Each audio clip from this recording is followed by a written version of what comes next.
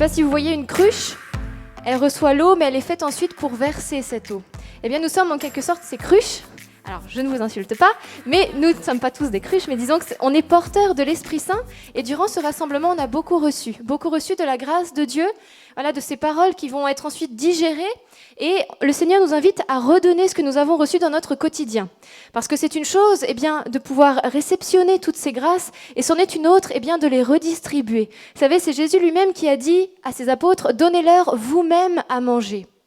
Eh bien, c'est nous qui sommes ces petites mains qui allons ensuite donner la nourriture spirituelle en temps voulu, ou donner le verre d'eau à l'âme qui a soif, à l'âme qui a faim sur notre route, dans notre quotidien. Aussi proche soit-elle, ça peut être notre voisin, ça peut être quelqu'un sur le lieu de travail, mais en tout cas, le Seigneur nous invite vraiment à ne pas garder pour nous. Parce que vous imaginez, si le vin, on le met dans la cruche, et puis on laisse le vin comme ça, au bout d'un moment, peut-être qu'il va tourner. Vous voyez, il est fait pour être servi. C'est comme à Cana, le Seigneur, il a demandé à ses serviteurs d'apporter cette eau qui allait être transformée en vin pour rassasier les mariés et les invités. Eh bien, nous sommes en quelque sorte ses serviteurs. Jésus nous invite à apporter l'eau, c'est-à-dire pour nous, c'est peut-être pas facile, c'est pas grand-chose, on ne sait pas trop comment faire pour évangéliser, mais le Seigneur va transformer cette eau en vin. Soyons-en sûrs, c'est lui qui va faire ce miracle pour que les paroles que nous allons apporter, le témoignage que nous allons donner, eh bien, il ait un impact dans la vie des personnes qui nous entourent. Parce que oui, frères et sœurs, le monde, vous le savez, c'est pas facile. Il y a une parole de Saint Jean qui dit « Le monde entier gît au pouvoir du mauvais ». Alors, il ne faut pas s'inquiéter, etc. Mais ça veut dire que les ténèbres, malheureusement, ont pris une certaine emprise. Et donc, le Seigneur nous invite, avec ces ténèbres qui sont de plus en plus fortes sur cette terre, eh bien, à être, au contraire, nous, des lumières. Des lumières qui laissons jaillir la lumière du Christ en nous, puisque nous ne sommes pas nous-mêmes lumière, mais la lumière est en nous, c'est le Christ. D'accord ? C'est lui qui est la lumière du monde. Et donc, tout ce que le Seigneur nous invite à faire, eh bien, c'est à laisser resplendir cette lumière, à ne pas la mettre sous le boisseau, sous le lit, mais au contraire, à la mettre sur le lampadaire pour que ceux qui entrent, eh bien, voient la lumière. Vous savez, beaucoup d'âmes qu'on rencontre au quotidien, on se rend compte quand on discute avec eux, eh bien, finalement, qu'ils vivent de grandes souffrances. Il y a beaucoup le culte de l'apparence, on est bien, etc. à l'extérieur, et c'est important bien sûr d'être bien, mais on ne se rend pas compte de la profonde détresse des âmes qui maintenant vivent pour beaucoup loin de Dieu, qui ne savent plus qui est Dieu, qui ne se font plus baptiser. Vous savez que la génération, les enfants qu'on a à l'école, parce que je suis enseignante, prof d'allemand, en collège et lycée, et c'est vrai que c'est une génération maintenant qui ne connaît plus trop le baptême, donc qui n'a plus vraiment notion de la foi. Alors c'est vraiment important, frères et sœurs, et on sent cet appel très fort du Christ, eh bien, à l'annoncer là où nous sommes. Alors je vais revenir sur des témoignages concrets, mais quelques petites paroles pour justifier cela. Vous savez que Jésus, il n'a de cesse d'en parler dans la parole de Dieu. Il a dit dans 1 Corinthiens 9, par exemple, « Malheur à moi si je n'annonçais pas l'évangile ». Annoncer l'évangile n'est pas pour moi un titre de gloire, mais c'est une nécessité qui m'incombe. Et ça, saint Paul, il le dit, mes frères et sœurs, on peut faire nôtre aussi cette parole. Parce qu'on a reçu en nous un tel trésor qu'on ne peut pas le garder pour nous. C'est comme si vous étiez à table et puis on vous apporte un énorme gâteau et il y a plein de convives et vous prenez tout le gâteau, vous mangez tout et il n'y a rien pour les autres. Eh bien le Seigneur, il dit non, il dit partage et donne-leur à manger. Donne-leur de ce que toi tu as reçu parce qu'eux aussi ils ont soif. Peut-être qu'en apparence comme ça, ils ont l'air de tout maîtriser, que tout va bien, mais en fait c'est pas le cas. Un petit exemple. Un jour, je me promenais, il n'y a pas si longtemps que ça, du côté de chez mes parents, et donc en Normandie, à Saint-Martin-de-Fontenay, et puis je passe devant le Lidl, et puis voilà que il y a une petite jeune fille qui en sort avec ses courses. Alors je pose ma voiture, j'étais en voiture, hop, je me gare sur le bas-côté, et puis je cours pour essayer de la choper à temps, et je lui dis « Excusez-moi, j'avais envie de vous inviter, on fait un petit concert de louanges. » C'est une bonne accroche, vous savez, les concerts de louanges, ça permet d'évangéliser en douceur. C'est super sympa, ça ressemble au gospel. Alors si vous avez envie, voilà, c'est ouvert à tous. Elle me dit louanges, c'est chrétien. Je dis oui, mais c'est super quand même. Et puis du coup, elle me dit non. Elle me dit moi je crois pas à tout ça. Moi tout va bien dans ma vie, j'ai pas besoin du bon Dieu, j'ai aucun problème. Elle me dit ça clairement comme ça. Alors c'est pas facile, vous voyez, quand on nous dit ça, parce que nous on connaît pas leur vie. Alors, mais je sais très bien que c'est pas vrai, parce que moi-même, en étant passée par là, tous, quand on est loin du Seigneur, on sait qu'on a des problèmes, et malheureusement, on est aveuglé aussi par le mal, par les blessures et par nos péchés. C'est bien qu'on ne voit plus là où on est, on ne voit plus dans quel état on est, et on ne se rend pas compte de notre souffrance. Et donc, je savais très bien que, bien sûr, qu'elle avait des difficultés, comme tout homme, parce qu'on a tous besoin du Seigneur. Et donc, alors on commence à discuter un petit peu, j'essayais d'entamer la discussion sur d'autres sujets, tout ça. Et puis au bout d'un moment, je lui dis, mais est-ce que tu veux que je prie pour toi ? Et là, elle me dit, ouais. Bon, je me dis, c'est bien. Des fois, les personnes vous disent, Dieu, ah non, non, non, non. Tu veux qu'on prie pour toi ? Prier ? Ah oui, oui, oui, je veux bien. Donc, ils veulent pas Dieu, mais ils veulent bien quand même qu'on prie pour eux. Donc, c'est assez marrant. Mais en tout cas, c'était une porte ouverte. Et donc, j'ai pris le temps de prier pour elle. Et j'ai reçu sur le moment, vous voyez, eh bien, que le Seigneur, il voulait la délivrer de pensées vraiment d'oppression, notamment la nuit, de cauchemars récurrents, de pensées de rabaissement, de blessures, etc. Et je lui dis, voilà, le Seigneur, il veut vraiment t'apporter une grande liberté, que tu sois libre au nom de Jésus, etc. La prière s'est terminée, elle m'a écoutée. À la fin, elle m'a dit, juste avant de partir, j'espère que ce que vous avez dit, ça va se réaliser. Ça veut dire qu'elle était vraiment dans ces souffrances-là. Vous voyez, le Seigneur, par la prière, eh bien, il a réalisé, il a mis à la lumière, il a révélé un petit peu l'état de son âme pour qu'elle se rende compte que oui, il y a des choses qui ne vont pas. La discussion s'est terminée là, donc bien sûr, je n'ai pas insisté plus, mais c'était beau déjà de prier pour elle.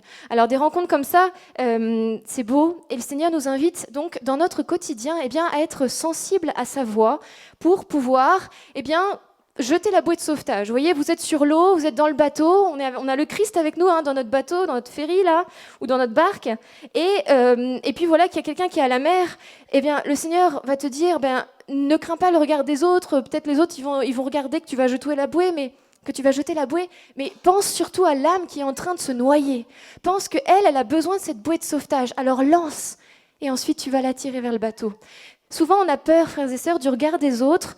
On n'ose même plus dire qu'on est chrétien. Jésus, le nom de Jésus, je peux vous dire que des fois, les gens, tout de suite, hop, ils ferment les yeux et puis voilà, on a honte. On a honte de Dieu. Par contre, on n'a pas honte d'exposer toutes sortes de souillures à la télévision, des horreurs dans tous les films, d'emmener nos élèves en 6e voir des choses horribles et après qu'ils en fassent des cauchemars.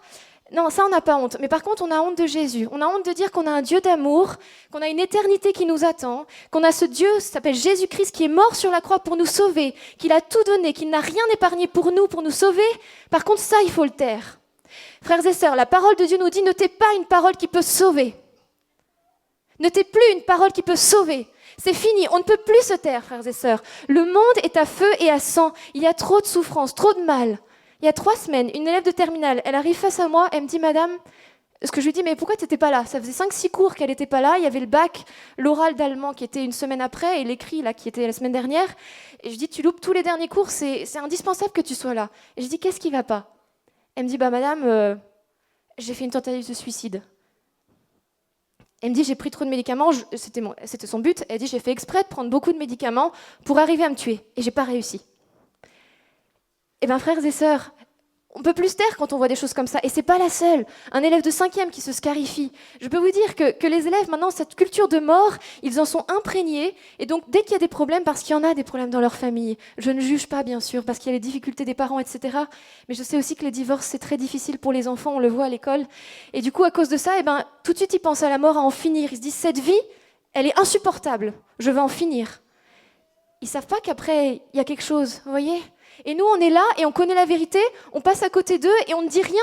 On ne dit rien parce qu'on a peur qu'on nous dise quelque chose. Mais frères et sœurs, c'est pas possible. C'est pas possible. Il faut vraiment, et je le sens dans le nom de Jésus, quand on va prier, le Seigneur va enlever les bâillons de nos bouches. Il va enlever les bâillons, il va délier les langues parce que c'est plus possible de se taire.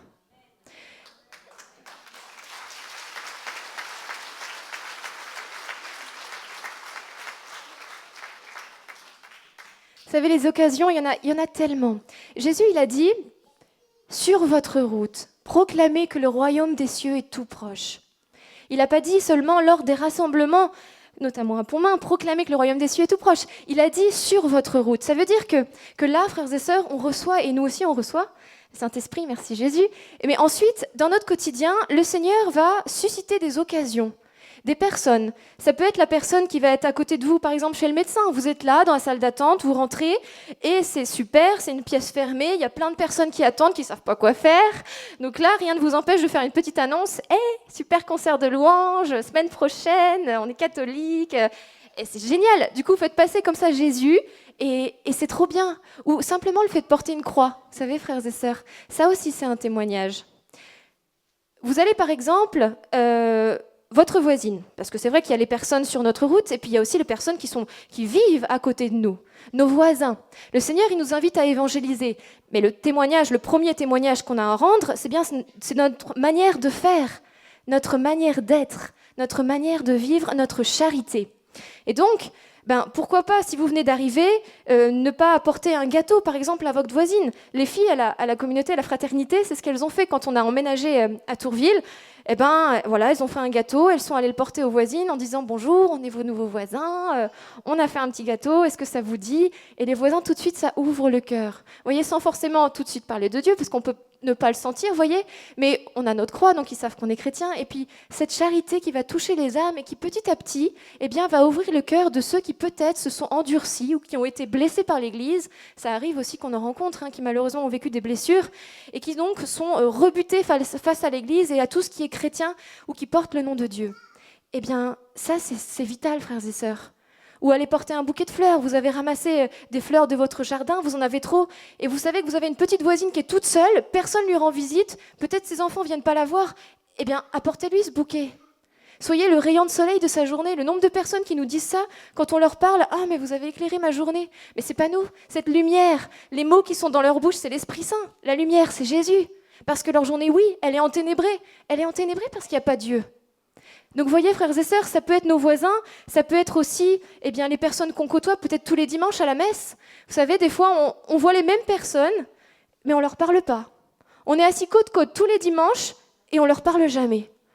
Mais peut-être le Saint-Esprit va te montrer une personne qui est là, et puis pourquoi tu n'irais pas l'inviter, ou à prendre un café ensemble, à faire quelque chose ensemble, à prier ensemble. Ça, le Seigneur va le susciter dans le cœur de plusieurs, vraiment, ce soir. Vous allez voir, vous allez sentir des motions du Saint-Esprit dans votre quotidien pour faire ces actes d'unité, de réunir les chrétiens. Un chrétien seul est un chrétien en danger. Beaucoup souffrent de solitude, mais le Seigneur, c'est lui qui suscite en nos cœurs aussi ce désir de faire unité, de faire communion avec d'autres. Et vous allez voir que ça va porter beaucoup de fruits. Beaucoup de fruits avec Jésus. Amen.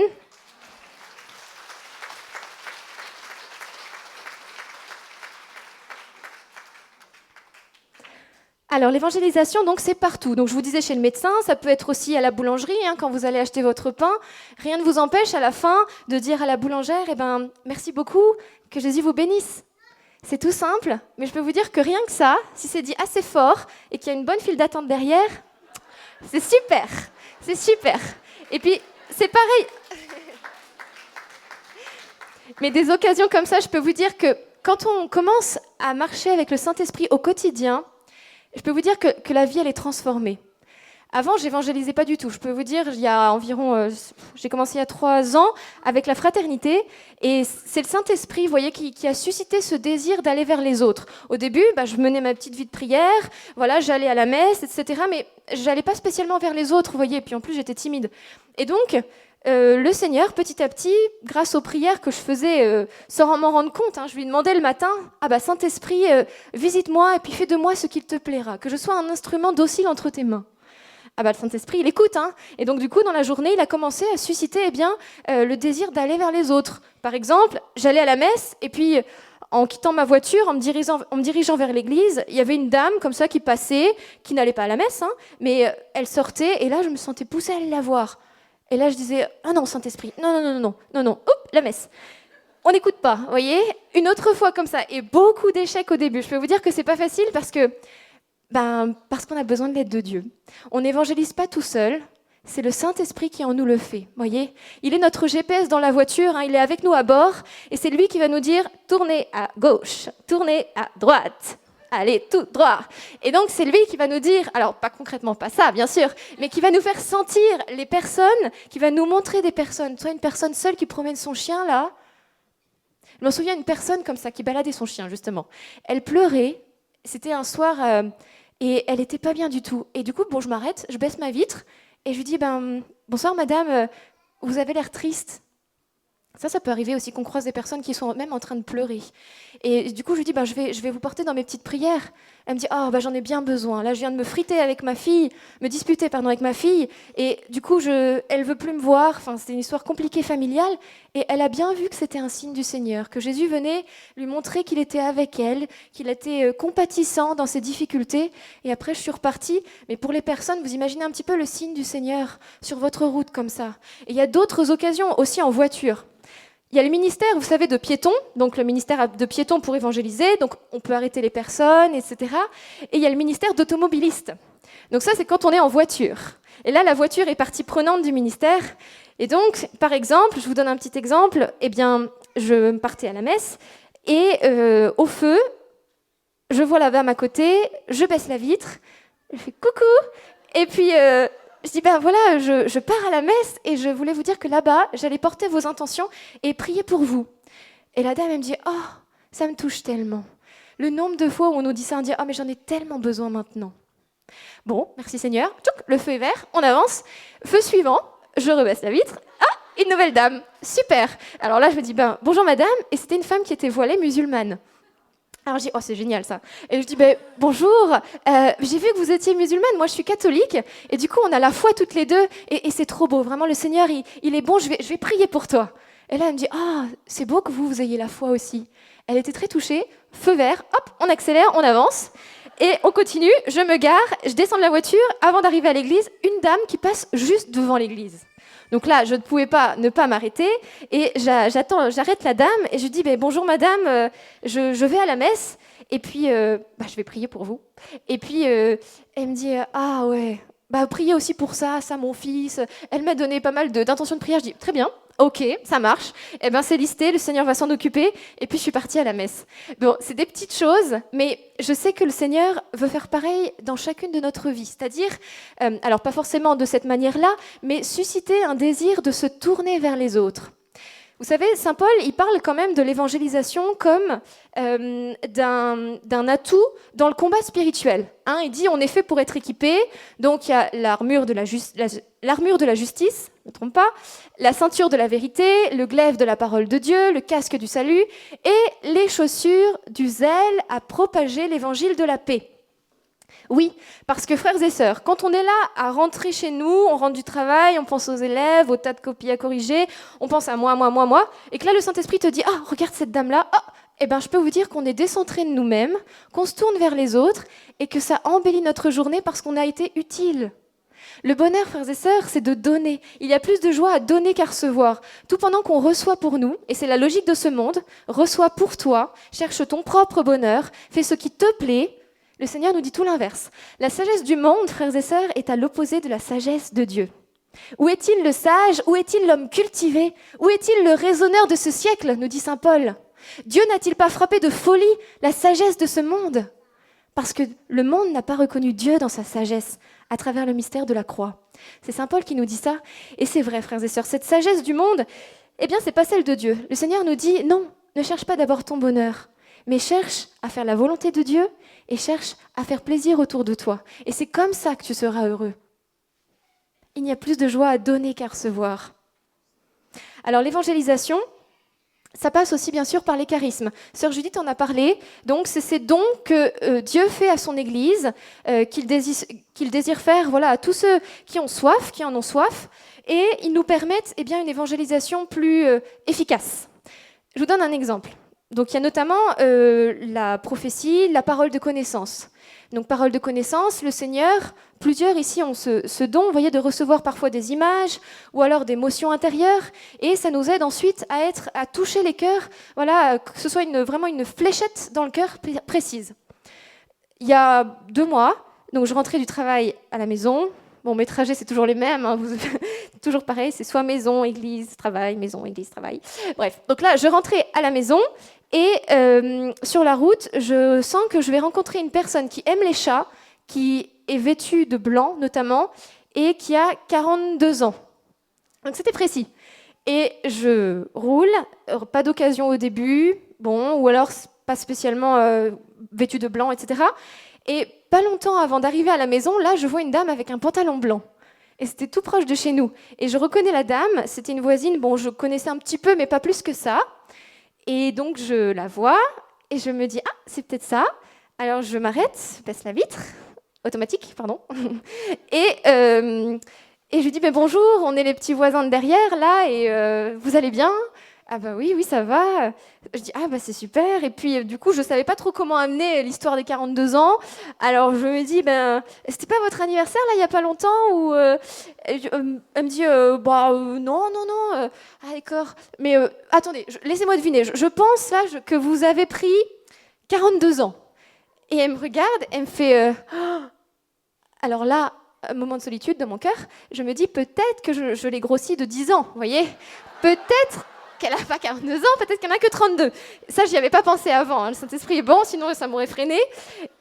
Et là, elle me dit, ouais, c'est ça, j'ai 42 ans. Je fais merci Seigneur, elle a bien 42 ans. Et puis après, je me dis, on va tester la deuxième parole.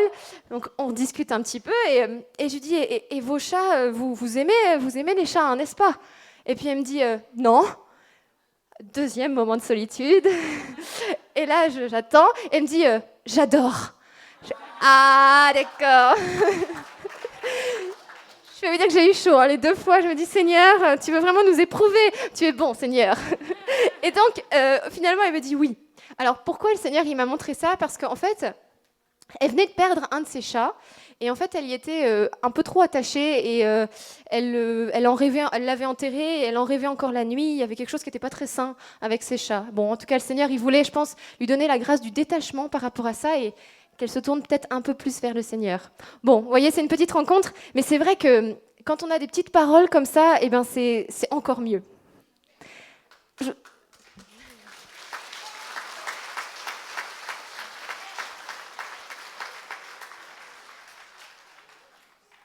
Par rapport, donc ça c'est la parole de connaissance. Un deuxième exemple sur la parole de connaissance et après je vous parle de la prophétie. Autre exemple, par rapport à la parole de connaissance, parfois ça peut être pas très précis. Vous voyez, ça peut être une idée vague. Une fois, j'avais eu une couleur orange, et puis juste ça. Et puis j'étais allée il y avait une messe d'inhumation, et en fait, la dame qui accompagnait la personne pour la cérémonie, enfin une personne centrale en gros dans cette cérémonie, avait les cheveux orange. Et du coup, c'était exactement elle qu'il fallait toucher. Et à la fin, hop, j'ai pu lui parler, et ça, c'était très fort. Bon, c'est pas de ça dont je voulais vous parler. Donc, parfois, c'est pas très précis, comme cette fois-là où on sortait de chez nous, et voilà qu'une voisine sort, et c'était aussi dans les débuts où on était arrivés. Et là, en allant la voir, j'ai juste ce mot « enfant ». Donc, pas très précis, mais j'avance vers elle, et puis du coup, je lui dis bonjour, voilà, on ne s'est pas encore rencontrés, on est juste là, et vous êtes où ? D'accord. Et super. Et puis, vous avez des enfants ? Oui, on tâte un peu le terrain, c'est ça avec le Seigneur. Les dons, ils croissent à mesure qu'on les exerce. Donc forcément, au début, peut-être, on ne sait pas trop toujours, donc on tâtonne, vous voyez, il y a cette prudence à avoir, on essaye. Et puis, donc, elle me dit, non, les enfants, j'en ai pas, c'est bien ça le problème. J'en souffre, j'aimerais bien en avoir, mais je n'arrive pas. Ça fait 2 ans qu'on essaie avec mon conjoint et je n'arrive pas. Alors, je dis, vous savez, là, on peut prier, on peut faire une petite prière toute simple, on est chrétien, catholique. C'est bien de le préciser parce que des fois, vous savez, il y a aussi pas mal de personnes qui peuvent proposer la prière dans la rue, notamment témoins de Jéhovah, etc. Donc c'est bien aussi de préciser qu'on est catholique. Et elle me dit, ok. Et très rapidement, parce qu'on n'avait pas beaucoup de temps, on devait partir à la messe, les filles m'attendaient dans la voiture, et je lui dis, Seigneur Jésus, je te prie vraiment, par l'intercession de Marie et de Sainte Anne, Sainte Anne qui aussi intercède pour ça, toutes les mamans qui ont du mal à enfanter, les femmes qui ont du mal à enfanter, de bénir son sein et Seigneur Jésus, de lui accorder ce qu'elle désire, cet enfant.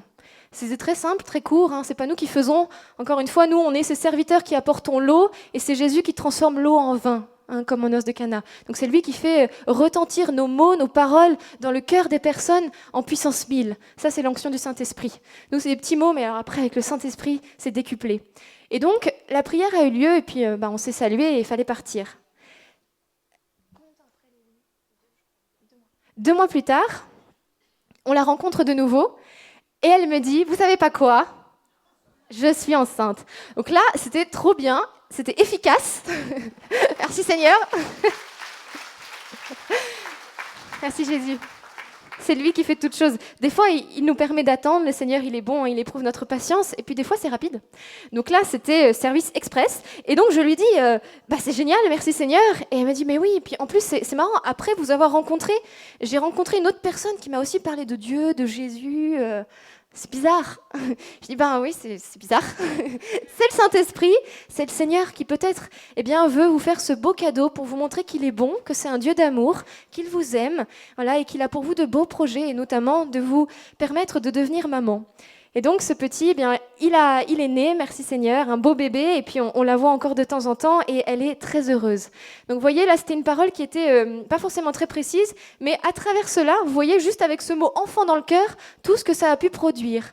Et c'est ça, c'est comme la vague du Saint-Esprit. Au début, vous voyez une vague, c'est juste un petit frisson sur l'eau, et après ça devient avec une telle puissance, un rouleau, et ça écrase tout sur son passage, en bien, sur la mer. Et c'est ça, avec le Saint-Esprit, c'est un petit souffle, quelque chose de très léger, mais avec la puissance de Dieu, ça se déploie et ça se décuple. Et merci Seigneur, il fait son œuvre dans les cœurs et dans ce monde. Donc vous voyez, autour de chacun d'entre nous, le Seigneur a délimité comme un périmètre d'évangélisation de personnes à toucher. Ça commence par les personnes qui habitent auprès de nous. Alors bien sûr, il ne faut jamais forcer. L'évangélisation, Jésus, il a bien dit, là où est l'Esprit du Seigneur, là il est la liberté. C'est Paul qui l'a dit dans 2 Cor 3,17, mais Jésus est d'accord avec Paul. Paul est d'accord avec Jésus. Donc bien sûr, la liberté, très important, donc ça veut dire qu'on propose, mais on n'impose pas. J'en viens donc au témoignage de prophétie. Donc vous savez, la prophétie, c'est quelque chose aussi que le Seigneur désire pour nous tous. Saint Paul en parle dans 1 Cor 14, donc 1 Cor 12, c'est plutôt sur tous les charismes. 1 Cor 13, il remet l'amour au centre, et 1 Cor 14, il reparle des charismes. Donc vous voyez, il y a les charismes, chapitre 12, chapitre 14, et au centre l'amour. C'est ça, parce qu'effectivement, les charismes doivent être exercés dans l'amour et par amour pour le Christ. C'est bien sûr pas pour nous qu'on les reçoit, pour notre gloriole personnelle, sinon on aurait vraiment tout perdu, mais au contraire, c'est pour la gloire de Jésus, et puis pour que le plus d'âmes possible aillent au ciel avec nous, frères et sœurs. On ne peut pas y aller tout seul, alors il faut que beaucoup suivent et connaissent ce chemin du salut. Donc bien sûr, nous, on ne sème que des graines. D'accord ? On ne va pas semer la plante entière. Vous ne semez pas un abricotier. Vous ne prenez pas l'abricotier et vous ne le semez pas. Vous semez une petite graine qui va ensuite s'ouvrir, donner sa semence, ça va faire un arbre qui va ensuite donner des abricots. Nous, c'est pareil. Dans les cœurs, on sème que des petites graines. C'est des petites choses, mais Dieu, seul, qui donne la croissance, va faire fructifier tout cela et ça portera du fruit dans la vie de toutes ces personnes. Donc d'où l'importance de semer. C'est cette parabole du semeur, semer sur toutes les terres. Ça veut dire tous les cœurs. Les terres, c'est les cœurs, que ce soit des cœurs qui sont endurcis par la souffrance, par le mal, ou des cœurs qui sont recouverts par les ronces, c'est-à-dire qui sont pris dans la mondanité, dans les choses de ce monde. Peu importe, on n'est pas là pour juger. Et il y a cette parabole, vous savez, de la brebis égarée qui est belle aussi, où Jésus, finalement, il nous donne un peu des conseils pour l'évangélisation. Vous savez, il dit... Qui est celui qui, lorsqu'il a perdu une brebis, va laisser les 99 pour aller chercher la brebis égarée ? Moi, j'ai envie de dire personne, Seigneur, qui laisserait son troupeau entier pour aller chercher une brebis. Mais bon, en tout cas, la réponse, c'est pas ça. Le Seigneur, il attend à ce que, oui, on laisse le troupeau pour aller à la recherche de l'égaré. Mais ça a un sens. C'est-à-dire que le Seigneur, il nous invite aussi, parfois, à sortir de nos cercles fermés, nos cercles d'habitude, et puis pour aller à la recherche de la brebis égarée. C'est-à-dire, ces personnes qui sont loin de Dieu et qui vont être aussi peut-être sur notre route. Il nous dit ensuite, quand vous l'avez retrouvé, qu'est-ce qu'il fait ? Le berger, il commence pas par lui passer un savon en lui disant « Mais pourquoi tu t'es barré du troupeau ? Qu'est-ce que tu fais là ?» Il va pas commencer par lui passer un savon, on est d'accord ? Qu'est-ce qu'il fait ? Il la prend sur ses épaules et il la ramène. Il la prend là où elle est, il l'accueille comme elle est et il la ramène au troupeau. Nous, c'est pareil. On est invité à prendre les gens comme ils sont, là où ils en sont, sans juger. Et puis tout joyeux, comme lui, à leur montrer la direction du ciel. Et ça, c'est beau, frères et sœurs. Et ensuite, la troisième chose que fait ce berger, c'est qu'une fois qu'il a retrouvé sa brebis, il rassemble amis et voisins et il raconte donc ce qui s'est passé et les belles retrouvailles qu'il a pu faire avec sa brebis. Ça, c'est le témoignage, c'est la troisième étape. Ça veut dire que quand on a ces belles rencontres, quand on fait des belles choses avec le Seigneur, toujours, Jésus nous invite à le partager, à le dire. Annoncer les hauts faits de Dieu, nous dit le psalmiste. Important, vraiment, l'importance d'annoncer. La prophétie. Donc, je vous disais, la prophétie, c'est chapitre 14 donc, de 1 Co et 1 Corinthiens. Ça permet donc d'annoncer soit des choses qui vont se passer à l'avenir, c'est bien sûr le Seigneur, l'Esprit Saint qui nous les révèle, soit d'annoncer tout simplement, de délivrer un message de la part du Seigneur. Un exemple concret. Exemple, donc un de nos frères à un rassemblement, c'était il y a quelque temps, donc il priait pour des personnes, et puis il y a un homme qui s'avance vers lui, et puis qui lui dit moi je viens parce que en fait je suis mariée, mais j'ai une autre femme dans ma vie, et j'arrive pas à m'en passer, et qu'est-ce que le Seigneur veut me dire ? Alors là, la porte était ouverte, donc il avait le cœur ouvert à ce qu'on lui dise la vérité. Donc bien sûr, ce frère, il lui a dit les choses avec beaucoup de douceur et d'amour, mais il lui a quand même dit la vérité. Bien sûr, on n'est pas là pour taire une parole qui peut sauver, surtout que là, il était en jeu. L'enjeu, c'est son salut éternel. Donc il lui a dit, tu sais, c'est vrai que c'est dur, il y a des choses, peut-être des mauvaises habitudes dans lesquelles on est prise, parfois, comme de ces mauvaises relations, mais le Seigneur nous invite à délaisser cela pour son royaume, car il vaut mieux entrer borgne dans le royaume des cieux qu'entrer avec ses deux yeux dans la géhenne. Alors c'est vrai que parfois certaines mauvaises habitudes, ça nous coûte, c'est comme de s'arracher un membre, tellement c'est difficile, tellement on est lié, on est saucissonné, on est ficelé à ça, mais le Seigneur est le Dieu des délivrances, frères et sœurs. À lui, rien n'est impossible, mais encore faut-il le vouloir et aller jusqu'au bout pour que le Seigneur nous délivre intégralement. Donc, il lui dit cela, et au moment où il a dit cette parole biblique, il vaut mieux entrer borgne dans le royaume des cieux qu'avec ses deux yeux dans la géhenne, le monsieur a sursauté, parce que la femme avec laquelle il était s'appelait Madame Le Borgne. C'est véridique. Oui, ça vous fait rire. Bon, pour lui, c'était pas très drôle, mais en tout cas, il a eu un sursaut, voyez. Et donc, le Seigneur, là, lui a parlé cash. Et ce frère a ajouté en lui disant, tu sais... n'hésite pas vraiment à le faire, à prier, à demander au Seigneur, à supplier le Seigneur qui te donne la grâce pour couper cette relation, pour mettre un terme à cette relation. Parce que c'est ta femme qui souffre, ce sont tes enfants aussi, bien sûr, parce que son cœur, il n'est pas tout donné à sa famille, il est ailleurs. Et puis parce que aussi, le Seigneur un jour te rappellera. Et nul ne sait ni le jour ni l'heure, frères et sœurs. Le jour du Seigneur vient comme un voleur dans la nuit, sans qu'on s'y attende. Si on avait su à quelle heure le voleur allait venir, on aurait fait en sorte de fermer les maisons, etc. C'est l'image de Jésus pour dire, on ne sait pas quand le Seigneur viendra nous chercher. On ne sait pas non plus quel jour reviendra Jésus dans sa gloire. Ce jour approche, chaque jour est un jour en moins qui nous approche de ce grand et beau jour. Mais il y a avant cette rencontre avec Jésus. Et donc il lui dit ça. Nul ne sait ni le jour ni l'heure. Bon, le monsieur, donc, il repart. Je peux vous dire que là, c'était très clair dans son esprit. Le problème, c'est que environ 1 an plus tard, au rassemblement, c'est sa vraie femme qui est venue nous voir en nous disant « Mon mari est décédé d'une crise cardiaque et il ne s'était pas repenti. » Donc, elle avait été mise au courant de l'affaire et lui, il n'avait rien changé. Donc là, la prophétie que le Seigneur allait venir le chercher, on ne sait pas quand, elle s'était réalisée, puisque c'était beaucoup plus tôt qu'il ne le pensait. Et malheureusement, il avait eu les paroles de salut, mais il n'avait pas changé. Et ça, frères et sœurs, je peux vous dire que quand nous, on l'a su aussi, ce beau témoignage, ça remet les pendules à l'heure. Parce que dans ce monde, c'est très tiède, beaucoup de tiédeur, tout nous détourne du salut. Ces courants du monde sont si forts, mais il faut avoir ce courage avec la grâce de Dieu d'aller à contre-courant pour suivre le courant de la vie éternelle. Parce que la vie passe et on ne sait pas non plus quel jour le Seigneur viendra nous chercher. Mais ce qu'il faut, c'est que nous soyons mûrs, que cette pomme qui est à l'arbre, qu'elle soit mûre, qu'elle soit rouge pour être cueillie en temps et en heure et que nous allions directement au royaume des cieux. Le but n'est pas le purgatoire, frères et sœurs. Jésus ne nous appelle pas à aller au purgatoire, il nous appelle à aller au ciel directement. Il veut que nous soyons des saints. Alors il faut miser sur la sainteté.